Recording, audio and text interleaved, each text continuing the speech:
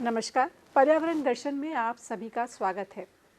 भारत ही नहीं, एशिया का पहला डॉल्फिन रिसर्च सेंटर, जी हाँ, बिहार में वन्य प्राणी संरक्षण को लेकर चलाए जा रहे मुहिम में एक बहुत बड़ी भूमिका है इस डॉल्फिन रिसर्च सेंटर की। आज डॉल्फिन रिसर्च सेंटर के प्रांगण में हम हैं और आज हमारे साथ इस विषय पे बातचीत करने के लिए डॉल्फिन रिसर्च सेंटर के interim director doctor Gopal Sharma ji हैं। आइए उनसे बातचीत करते हैं और बहुत ही रोचक होने जा रही है आज का ये खास एपिसोड, क्योंकि हम डॉल्फिन्स के बारे में जानेंगे, पर्यावरण संरक्षण में उसकी भूमिका के बारे में भी जानेंगे। सर, आपका बहुत बहुत स्वागत है हमारे कार्यक्रम। नमस्ते। नमस्ते। डॉल्फिन हीराम हम अक्सर हाँ सुनते हैं, विलुप्त प्रजाति में भी इसका नाम आ रहा है, लेकिन डॉल्फिन्स को लेकर बहुत सारी रोचक बातें हैं जो हम आज अपने कार्यक्रम में जानेंगे। लेकिन सबसे पहले डॉल्फिन की विशेषता क्या है, वो अन्य मछलियों से या अन्य वन्य जीवों से कैसे अलग है? देखिए, गंगा का जो डॉल्फिन है ये मछली नहीं है, ये स्तनधारी प्राणी है। और जब कोई स्तनधारी प्राणी होता है तो उसको सांस लेने के लिए गिल्स नहीं होता है, जबड़ा नहीं होता है, वो उसके पास नाक होता है। और डॉल्फिन में भी नाक है, इसके पास किसी तरह का कोई गलफड़ा नहीं है, कोई गिल्स नहीं है, इसलिए बार बार नदी के ऊपर आकर के ये सांस लेने के लिए निकलती है और तभी हम इसको देख पाते हैं। ये स्तनधारी प्राणी है, बच्चे को जन्म देती है। इसकी माँ, गंगा के डॉल्फिन जो है, उसकी माँ जो है 10 महीने तक गर्भ में रखती है, बच्चे को जन्म देती है और उसको दूध पिलाती है लगभग 6 महीने तक। तो ये किसी भी प्रकार से जो आज हम सब लोग जानते हैं और लोग बोल चाल की भाषा में बोलते हैं कि डॉल्फिन मछली है, डॉल्फिन मछली नहीं है। यह भारत में, नेपाल में और बांग्लादेश में की नदियों में मिलती है। डॉल्फिन से जुड़ी हुई कुछ ऐसी ही रोचक तथ्य हैं जो जानेंगे हम इस स्टोरी के माध्यम से। तो आइए सबसे पहले देखते हैं डॉल्फिन से जुड़ी हुई ये स्टोरी। भारत में गंगा नदी न केवल करोड़ों लोगों की आस्था से जुड़ी है, बल्कि यह देश की जीवन रेखा है। देश की लगभग 40% आबादी परोक्ष या अपरोक्ष रूप से गंगा से जुड़ी हुई है। यह नदी अनेकों जीव जंतुओं का प्राकृतिक आवास भी है, जिसमें से एक अत्यंत दुर्लभ और महत्वपूर्ण जलीय जीव है गंगा डॉल्फिन। खारे समुद्र के अलावा डॉल्फिन पूरे विश्व में मीठे पानी वाली कुछ नदियों में पाई जाती है। गंगा नदी में पाई जाने वाली डॉल्फिन हमारे सबसे पुराने जलीय जीवों में से एक है, जो एक दुर्लभ प्रजाति की है। इसे गैंजेटिक डॉल्फिन भी कहा जाता है और यह भारत का राष्ट्रीय जलीय जीव है। गंगा डॉल्फिन समुद्री डॉल्फिन से कई मायने में भिन्न है। इसकी आंखें बहुत छोटी होती हैं और यह लगभग अंधी होती है, लेकिन इसकी घ्राण शक्ति बहुत ही तेज होती है। डॉल्फिन भोजन खोजने और रास्ता पहचानने के लिए ध्वनि तरंगों इकोलोकेशन का उपयोग करती है। यह एक स्तनधारी जीव है जिसकी औसत आयु लगभग 28 वर्ष होती है तथा मादा डॉल्फिन की औसत लंबाई नर से ज्यादा होती है। भारत में 2500 किलोमीटर लंबी हमारी गंगा नदी डॉल्फिनों के लिए एक पसंदीदा बसेरा है, जो नदी के संगम क्षेत्र में ज्यादा संख्या में पाई जाती है। अगर हम पर्यावरण के लिए डॉल्फिन के महत्व को देखें तो गंगा डॉल्फिन का अस्तित्व सीधे सीधे नदी के पर्यावरण से जुड़ा हुआ है, क्योंकि डॉल्फिन को नदी पारिस्थितिकी तंत्र के स्वास्थ्य और विश्वसनीय संकेतक माना जाता है। जलीय इकोसिस्टम में बहुत सारे जलीय जीव ऐसे हैं जो मरे हुए जलीय जीव को खाकर पानी को साफ रखते हैं और इसमें डॉल्फिन की महत्वपूर्ण भूमिका है। इसके संरक्षण का अर्थ है पूरे नदी तंत्र और पर्यावरण की रक्षा।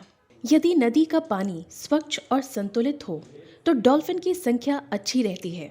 इसके विपरीत यदि नदी में प्रदूषण बढ़ता है, जल स्तर घटता है या प्रवाह बाधित होती है तो सबसे पहले गंगा डॉल्फिन प्रभावित होती है।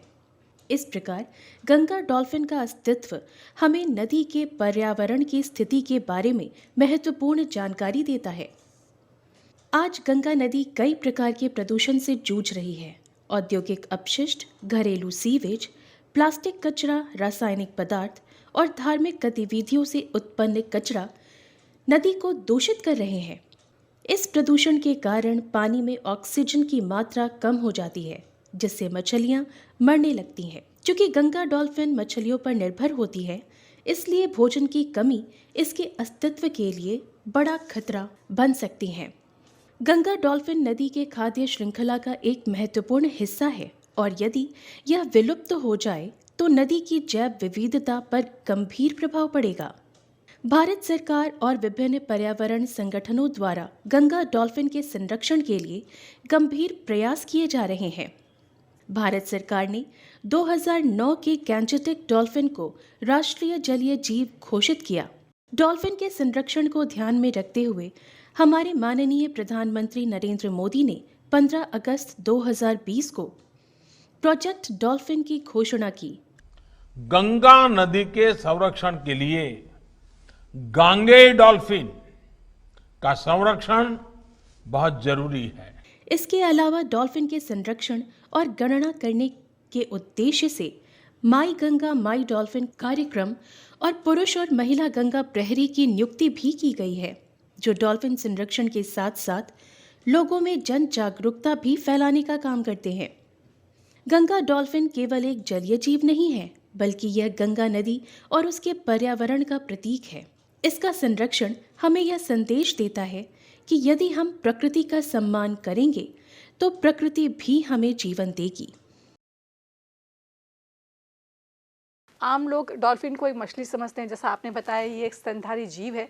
ऐसे ही बहुत सारी रोचक चीज़ें हैं जो हम जानना चाहेंगे आपसे। गंगा की डॉल्फिन, जिसे हम स्थानीय भाषा में सोस बोलते हैं, ये सिर्फ और सिर्फ मछली खाती है और मछली में भी स्पीसीज़ वाइज मछली नहीं खाती है, क्योंकि हम और आप कहते हैं कि हमें बुआरी चाहिए, हमें मांगुर चाहिए, हमें रोहू चाहिए, हमें कतला चाहिए, लेकिन गंगा की डॉल्फिन स्पीसीज़ नहीं मांगती है, वो साइज़ मांगती है कि हमको इतना साइज़ का मछली चाहिए, वो किसी भी स्पीसीज़ का हो, चाहे वो रोहू का बच्चा हो, कतला का बच्चा हो, मृगल का बच्चा हो या किसी भी तरह का बच्चा हो, उसके बच्चे को ही खा करके वो अपने जीवन बिताती है।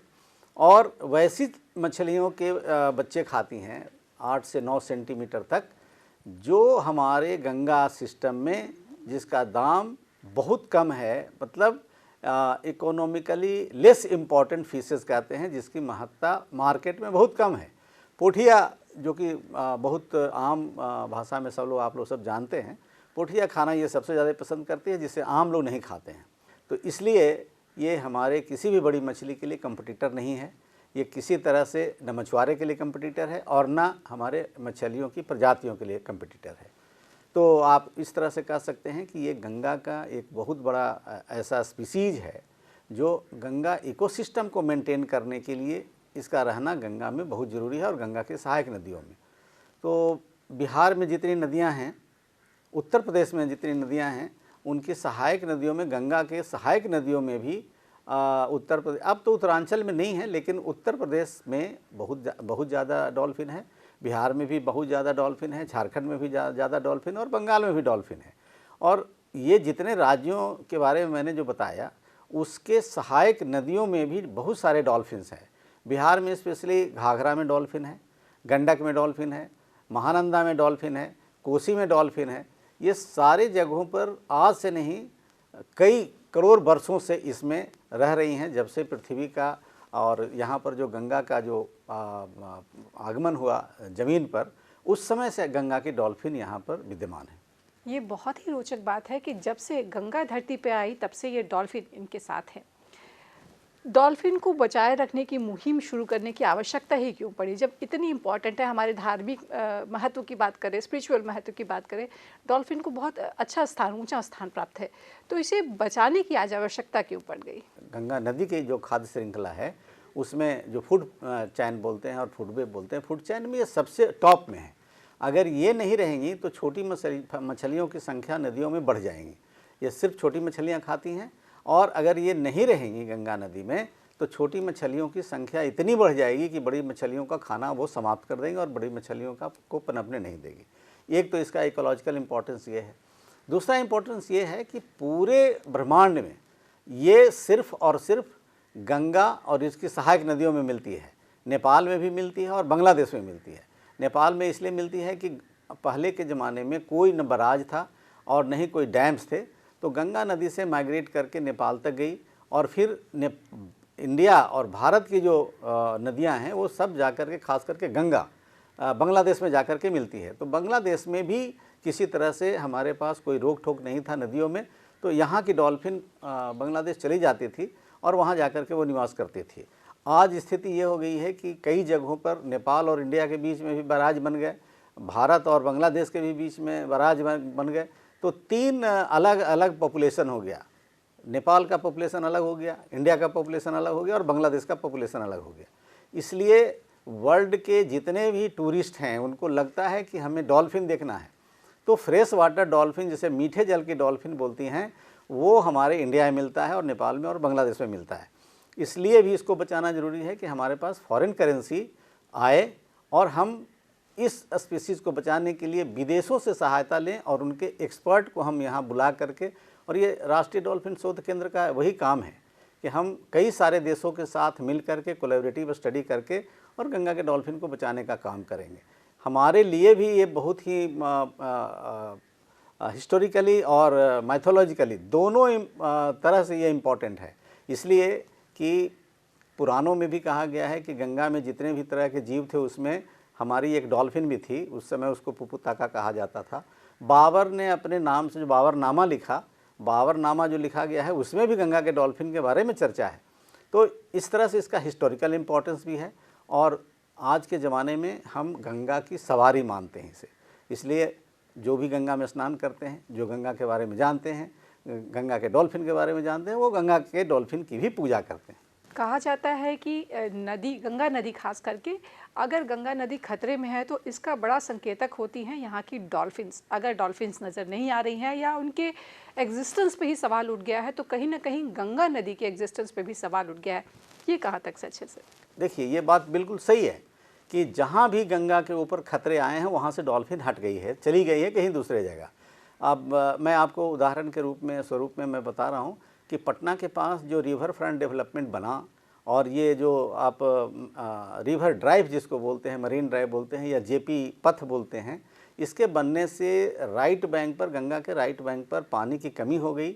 उतना ही नहीं, 90 के दशक में दीघा में, जहाँ पर दीघा और सोनपुर ब्रिज बना हुआ है, उस समय वहाँ पर एक बहुत बड़ा ईंट का भट्ठा, एक नहीं कई सारे ईंट के भट्ठे हुआ करते थे। ईंट के भट्ठे के छोटे छोटे टुकड़े बिना जाने, बिना किसी से पूछे वो गंगा में धीरे धीरे डालते गए।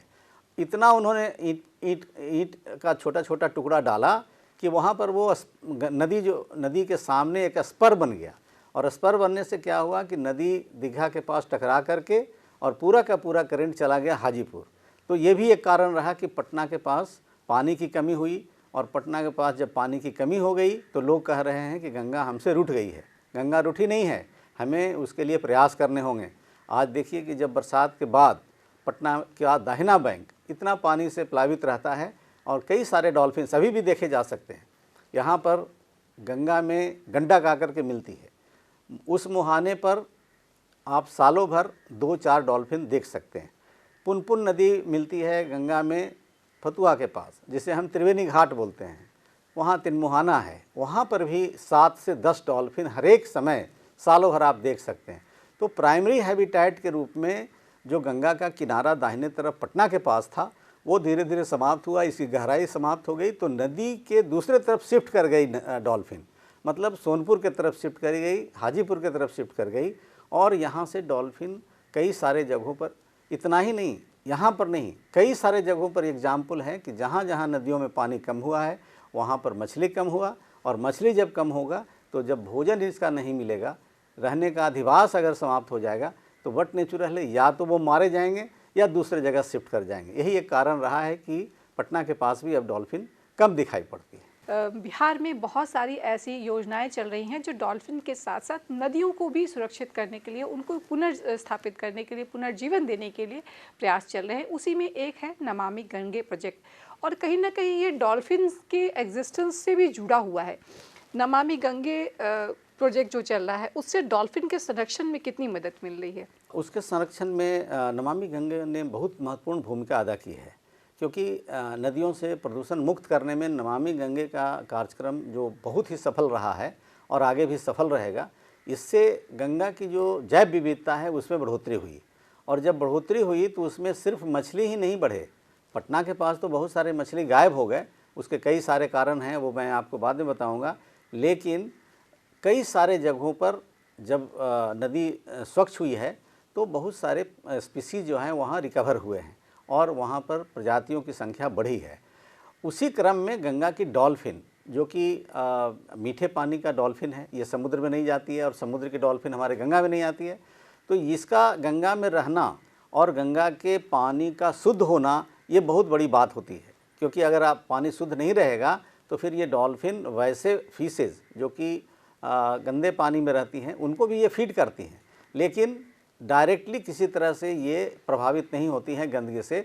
लेकिन अगर खाना इनका नहीं मिलेगा तो ये प्रभावित होंगे और अपने जो इनका मुख्य हैबिटेट है या मुख्य अधिवास है वहाँ से वो निकल करके कहीं दूसरे जगह चले जाएंगे, अनलेस अनटिल कि कोई इसको मार करके पकड़ नहीं ले, मार करके इसका भोजन नहीं कर ले।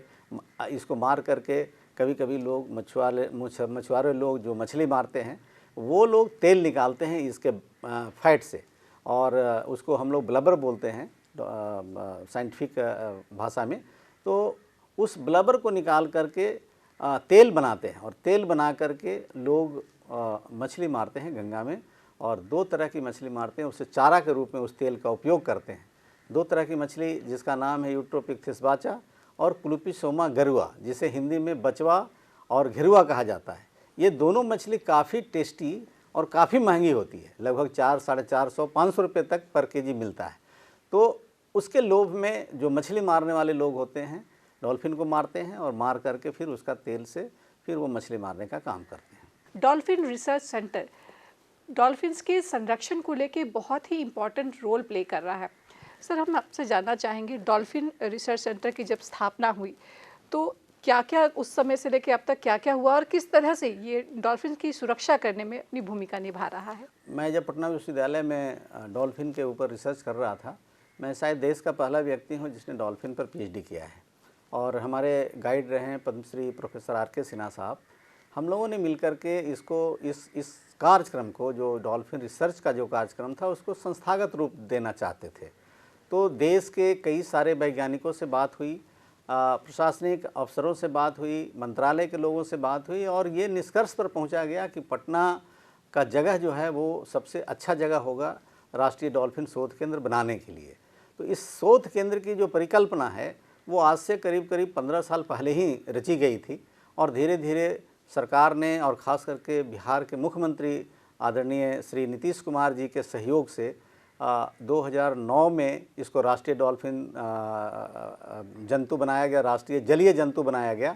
और उसके बाद से इसके संरक्षण के लिए कई सारे महत्वपूर्ण प्रयास किए गए। उसी का एक नतीजा है कि पटना में गंगा डॉल्फिन रिसर्च सेंटर, राष्ट्रीय डॉल्फिन रिसर्च सेंटर बना है। इसमें जो डॉल्फिन जो शब्द है वो अम्ब्रेला के रूप में काम करेगा। उस अम्ब्रेला के नीचे कई सारे एनिमल्स हैं, जिसमें मेजर जो फौना है, जिसमें घड़ियाल भी हैं, बर्ड्स हैं, रेप्टाइल्स हैं और मैमल्स हैं, जिसमें खास करके ओटर्स, जिसे उदबिलाव कहते हैं, ये हमारे गंगा में मिलती है। तो इन सारे प्राणियों के ऊपर भी शोध होंगे, लेकिन हमें फोकस रखना होगा गंगा के डॉल्फिन को। गंगा के डॉल्फिन को फोकस रख करके उनके साथ जितने भी उसके साथ में जो प्रजातियां हैं, एसोसिएटेड फौना जिसे बोलते हैं, उन सबों पर काम किया जाएगा। और ये देश ही नहीं, शायद एशिया का पहला ऐसा सेंटर है जो सिर्फ एक स्पीसीज़, इंडेंजर्ड स्पीसीज़ के लिए रिसर्च केंद्र बना है, शोध केंद्र बना है। पहले तो भारत सरकार इस पर काफ़ी विचार की थी, सोच रखी थी कि सेंट्रल गवर्नमेंट इसे स्पॉन्सर करेगी, लेकिन बिहार सरकार ने कहा कि नहीं, हम लोग अपने से इसको चलाएंगे। और बिहार सरकार के फॉरेस्ट डिपार्टमेंट और कई सारे बिल्डिंग कंस्ट्रक्शन डिपार्टमेंट ने इस बिल्डिंग को बनाया है, इंफ्रास्ट्रक्चर दिया है।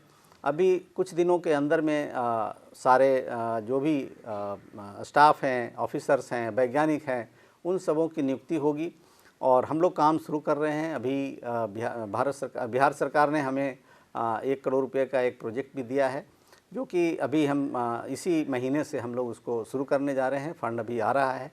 तो कई सारे ऐसे कार्यक्रम हैं जो गंगा के डॉल्फिन को बचाने के लिए, उसका संरक्षण के लिए हम लोग कार्य करेंगे, शोध करेंगे। उतना ही नहीं, गंगा के डॉल्फिन पर जो अभी तक शोध नहीं हुआ है, जिन जिन विषयों पर शोध नहीं हुआ है, उन विषयों पर हम लोग शोध करने जा रहे हैं।